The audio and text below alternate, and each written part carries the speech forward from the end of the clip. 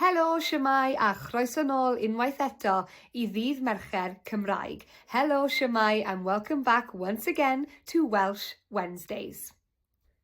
Now recently I have been pulling it way back to basics, and this week is no different.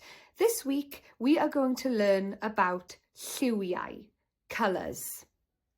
Yes, this is your rundown of all different colours and how to say them in Welsh. LIIWIAU yn y Gymraeg. Ready? Here we go.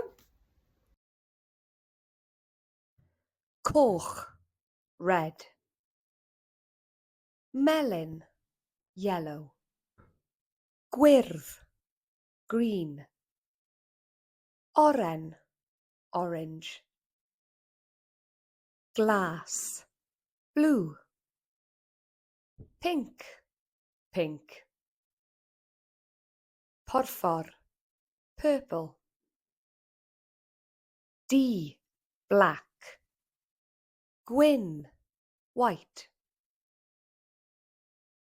Llwyd, grey. Brown, brown.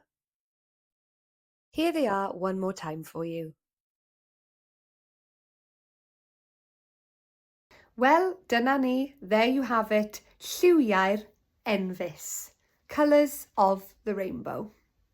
That's it for this week. Tune in next week for another episode of Welsh Wednesdays. Welwn ni chi wythnos nesa am bennod arall o ddydd Mercher Cymraeg. Hwyl am y tro. Goodbye for now.